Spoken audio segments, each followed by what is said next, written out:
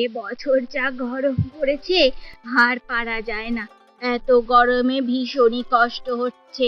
কি করে যে ধাবায় গিয়ে কাজ করব কে জানে, রান্না করব কি করে এত গরমে কিছুই তো বুঝতে পারছি না। এই বলে পূজার শাশুড়ি মা ধাবায় চলল। পূজার শাশুড়ি মায়ের একটা ছোট্ট ধাবা ছিল রাস্তার ধারে। সেখানে পূজার শাশুড়ি মা রুটি, তরকার, মাংস আরো অনেক রকমের রান্না করে বিক্রি করত। সে একাই কাজ করত। দুপুরবেলা ভাত, ডাল, মাছ, সবজি সব পাওয়া যেত, এমনকি চা কফিও পাওয়া যেত। কিন্তু অতিরিক্ত গরম হওয়ার জন্য এখন ধাবাতে রান্না করা ভীষণই কষ্ট হয়ে পড়েছে। পূজার শাশুড়ি মা বয়স হয়েছে, এখন আর তিনি একা হাতে রান্না করতে পারেন না। এই গরমে বড় গ্যাসের সামনে দাঁড়িয়ে রান্না করাটা ভীষণই কষ্টকর হয়ে উঠছে দিন দিন। আজকে আবার যা গরম পড়েছে, রান্না করতে করতে ঘাম মিচতে হচ্ছে, জামা কাপড় তো সব ভিজেই যাচ্ছে। খুব কষ্ট হচ্ছে আজকে রান্না করতে। আরে আরে ঠাকুমা, আপনি তো একটা কাজ করতে পারেন। আপনার ধাবাতে তো একটা এসি লাগাতে পারেন বলুন, তবে তো ধাবাতে লোকজন আসবে, ঠান্ডা ঠান্ডা বাতাস খাবে, আর আপনারও গরমটা কম লাগবে। হে আরে বাবা, এসি তো লাগাবো, এত টাকা কোথায়? আমার ধাবাতে কি অত ভিড় হয় বলো? 5 স্টার রেস্টুরেন্টের মতো। ওখানে তো এক প্লেট খেতে জানো বাবা 1000 টাকা দিতে হয়। আমার দোকানে এক প্লেট খাবার 100 টাকারও কমেরও পাওয়া যায়। দাম বাড়ালে লোক খেতে আসতে চায় না। তাছাড়া আমি যদি দাম বাড়িয়ে বিক্রি করতে থাকি, তাহলে আপনাদের মতো সাধারণ লোকেরা, কম টাকায় সংসার যারা চালায়, তারা তাহলে কিভাবে আমার দোকানে খেতে আসবে বলো? বাইরে ফ্যামিলি নিয়ে খেতে আসতে তো পারবেই না। এটা আমার শ্বশুর মশাইয়ের ব্যবসা। কয়েক বছর আগে এই ব্যবসাটা আমার স্বামী করতো। স্বামী মারা গেছে, তাই এখন আমি চালাচ্ছি এই ব্যবসাটা। কি যে হবে কি জানি বাবা। আপনি তা যা বলেছেন ঠাকুমা, এটা কিন্তু ঠিক। আপনি আমাদের মতো সাধারণ মানুষের কথা ভেবেই খাওয়ার দাম এতটা কমিয়ে রাখেন, নয়তো আমরা বাইরে খেতেই পারতাম না। যদিও মাসিমা এই গরমে ভীষণই কষ্ট হয় আমাদের, কিন্তু কিছু করার নেই। কাজ করতে তো বেরোতেই হবে, নয়তো খাবো কি বলুন? দাও দাও দাও ঠাকুমা, এক থালা ভাত ডাল যা আছে দাও তো। আজকে কিন্তু মাছ নেব না, অত টাকা নেই ঠাকুমা। গরমে ঠিকঠাক কাজই হচ্ছে না। প্রচন্ড গরম পড়েছে, 10টার পর কেউ বাইরেই বেরোতে পারে না। আর সেই জন্যই সকলের ইনকাম প্রায় কমে এসেছে। অনেক হোটেল, রাস্তার ধারে ছোট ছোট দোকান সবই প্রায় এখন 1 মাস বন্ধ। একমাত্র এই ধাবাটাই খোলা আছে। আসুন আসুন আসুন, আপনারা আমার হোটেলে খেয়ে যান, আমার ধাবায় খেয়ে যান। পেট ভরে খাবার, মাত্র 60 টাকায়। কিন্তু দেখে অন্যান্য দিনের তুলনায় আজকে তার দোকানে মাত্র হাতে গোনা কয়েকজন এসেই খায়। আসলে দিন দিন তাপ বাড়ছে, রাস্তায় কেউ বেরোতে চায় না। আর যারা বেরোয় তারা এসি গাড়িতে করে আসে, এসি রুমে কাজ করে, এসি হোটেলে বসে খায়। ছোটখাটো ব্যবসা আর দিন মজুরেরা দিন 10টা থাকতে থাকতে দোকান বন্ধ করে বাড়ি চলে যায়। এই জন্যই এই মাসিমার দোকানে আর ভিড়ই হয় না। যদিও বা লোক হতো, রাতের পর কাজ সেরে বাড়ি ফেরার সময় তারা খেয়ে দিয়ে যায়। সেই রাতের বেলায় তবে গিয়ে দোকানে একটু ভিড় হবে। কাজ সেরে বয়স্ক ঠাকুমা বাড়ি চলে আসে। এইদিকে তার বৌমা বাড়িতেই বসেছিল। তার শাশুড়ি মাকে এতটা নাজেহাল অবস্থায় দেখে জিজ্ঞাসা করে, মা, আজকে কি কোনো একটা কিছু হয়েছে? আপনাকে এতটা বিধ্বস্ত লাগছে কেন? অনেক কাজ হয়েছে না আজকে? আপনি ভীষণই ক্লান্ত। আপনি একটু বসুন, আমি নুন চিনির ঠান্ডা শরবত করে এনে দিচ্ছি। বৌমা শরবত করে আনে, আর সেই শরবত খেয়ে শাশুড়ি মা সোফায় বসে পড়ে। কয়েকদিন হলো গো বৌমা, ধাবায় খুব একটা বিক্রি হচ্ছে না, অনেকটা করে খাবার ফেলে দিতে হচ্ছে। এভাবে ধাবা চলতে থাকলে মাসের শেষে কিছু ইনকাম হবে না, সবই তো লস হবে। কিন্তু বুঝতে পারছি না বৌমা, কি করব? কদিন কি ধাবাটা বন্ধ রাখবো?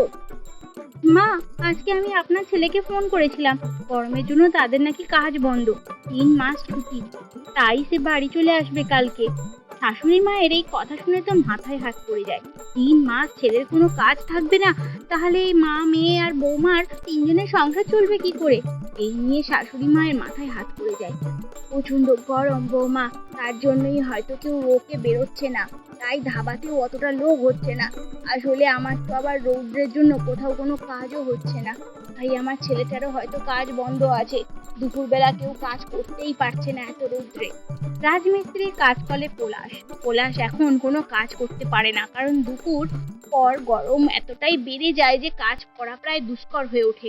3 মাস ছুটি দিয়ে দিয়েছে, তারপর বর্ষাকাল কাটলে আবার কাজ শুরু হবে।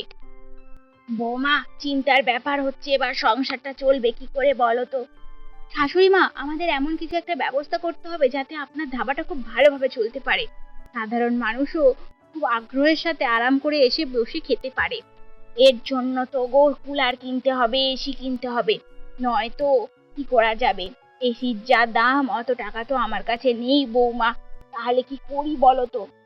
আচ্ছা শাশুড়ি মা, আমি আপনাকে একটা বুদ্ধি দিই। আপনার ধাবাতে তো কোনো ঠান্ডা জিনিস বিক্রি হয় না, আপনি এক কাজ করুন, ঠান্ডা ঠান্ডা লেবু জল বিক্রি করুন, লস্যি বিক্রি করুন, দেখবেন লোকে গরমে ঠান্ডা শরবত খাওয়ার জন্য ভিড় করবে। কথা মতো সকালবেলা শাশুড়ি মা ঠান্ডা ঠান্ডা শরবত বিক্রি করার জন্য বরফের দোকান থেকে কয়েক টুকরো বড় বড় বরফ নিয়ে আসে। সেইগুলো একটা জায়গায় রেখে ঠান্ডা লেবু শরবত বিক্রি করতে থাকে। এই গরমে ঠান্ডা ঠান্ডা শরবত খেয়ে যান, এই গরমে ঠান্ডা ঠান্ডা শরবত খেয়ে যান। এমন সময় কয়েকটা লোক এসে শরবত খেতে থাকে, আর ওখানে দাঁড়িয়ে দাঁড়িয়ে শরবত খেতে থাকে। ঠান্ডা ঠান্ডা শরবত, এই গরমে ঠান্ডা ঠান্ডা শরবত, আরাম পাবেন, খেয়ে যান, মাত্র 10 টাকা, মাত্র 10 টাকা। উফ, এই গরমে ঠান্ডা ঠান্ডা শরবত খেয়ে খুব আরাম লাগছে, আর এই বরফ চায়ের পাশে দাঁড়াতেও বেশ আরাম লাগছে। তখন মাসিমা লক্ষ্য করে বরফের কাছে দাঁড়িয়ে আছে বলে তারও বেশ আরাম লাগছে। শরবতের আশেপাশে বরফের ছাই বসানো আছে, সেই বরফের সাথে ঠান্ডা বাতাস লেগে আরাম হচ্ছে। সেই দিন এত গরমে অনেক লোক আসে দোকানে শরবত খেতে। তারপর দিন শেষে বাড়ি ফিরে আসে। বাড়ি ফিরে এসেই শাশুড়ি মা বলে, বৌমা বৌমা, আজকে একটা খুব ভালো কাজ হয়েছে। আজকে না অনেক টাকার শরবত বিক্রি হয়েছে। এবার থেকে ভাত ডালের সাথে দুপুরবেলা শরবত বিক্রি করব। আরেকটা আজব ব্যাপার হয়েছে জানো তো, আজকে অনেকক্ষণ বরফের সামনে দাঁড়িয়ে থাকার জন্য আমার বেশ আরামই লাগছিল, গরম হয়নি। তাহলে তো আমরা একটা কাজ করতে পারি, আপনার ধাবার চারপাশটা শুধু বরফের টুকরো রেখে দিতে পারি, আর বরফের দেওয়াল তুলে দিতে পারি। ভিতরে ঠান্ডা থাকবে, এতে কম খরচা হবে, কারণ বরফের দাম এমনিতেই খুব কম। এরকম চাই বরফের দাম অনেক কম জানেন তো, আর রুমটাও হবে ঠান্ডা। লোকজন ঠান্ডার জন্য আপনার হোটেলে খেতে আসবে। পরের দিন সকালে বৌমা শাশুড়ি মা মিলে ধাবাটাকে পুরো বরফের ধাবায় পরিণত করে দেয়।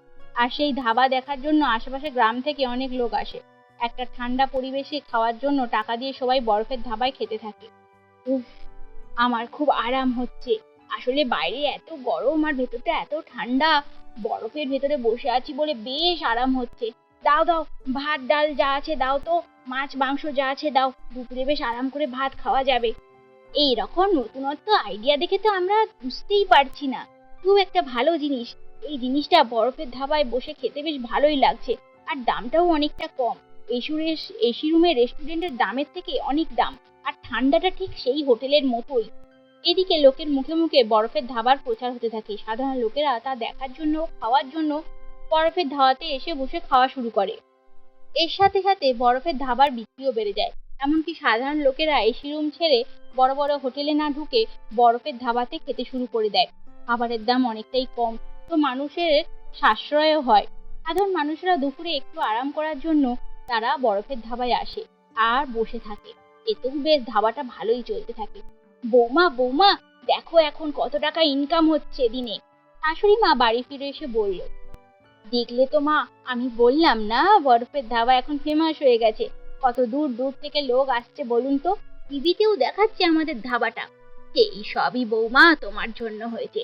তোমাকে আমাকে এত বুদ্ধি দিয়েছিলে বলেই এটা সম্ভব হয়েছে। আশীর্বাদ করি তুমি অনেক বড় হও। এই গরমে শরবত বিক্রি করার জন্যই আমি বরফ নিয়ে গেছিলাম, আর সেখান থেকে আইডিয়াটা এসেছে। তাই এবারে বাবু এলে প্রচুর চমকে যাবে আমাদের বরফের ধাবা দেখে। তবে বৌমা, আমার এখন অনেক কাজ বেড়ে গেছে, আমি আর এই বয়সে এত কাজ করতে পারি না, তাই তোমাকেও যেতে হবে আমার সাথে সাথে। দিন দিন কাস্টমার বাড়ছে বৌমা, আমি আর একা হাতে পারছি না। বৌমা শাশুড়ি মায়ের কথায় হেসে বলে, আচ্ছা আচ্ছা ঠিক আছে মা, বেশ বেশ, আমি যাব। পরের দিনই সকালবেলা ছেলে ফিরে আসে, আর ছেলে এসেই বলে, মা মা, আমি এসে গেছি। কাল থেকে আমিও তোমাদের সাথে যোগ দেব। আমি বাড়ি চলে এসেছি। আসার সময় লোকের মুখে মুখে বরফের ধাবার অনেক নাম শুনেছি। প্রচুর ভিড়ও নাকি হচ্ছে। ইউটিউব, ফেসবুক, টিভি সব জায়গায় আমাদের এই ধাবা ছড়িয়ে পড়ছে। এত লোকের ভিড় তোমরা দুজনে সামলাতে পারবে না। এই 3 মাস হাতে কোনো কাজ নেই। এই 3 মাসে আমরা একসাথে কাজ করব ধাবায়। তারপর সেটা একটা বড় সড়ো রেস্টুরেন্টে পরিণত করব, দেখো। এরপর থেকে তিনজনকে আর ঘুরে তাকাতে হয়নি। আস্তে আস্তে ঠাকুমার ধাবা এখন বড় সড়ো একটা রেস্টুরেন্টে পরিণত হয়েছে। আর তিনি এখনো সেই ধাবাটা বরফের এতেই চালাচ্ছে, কারণ ওই বরফের নতুনত্ব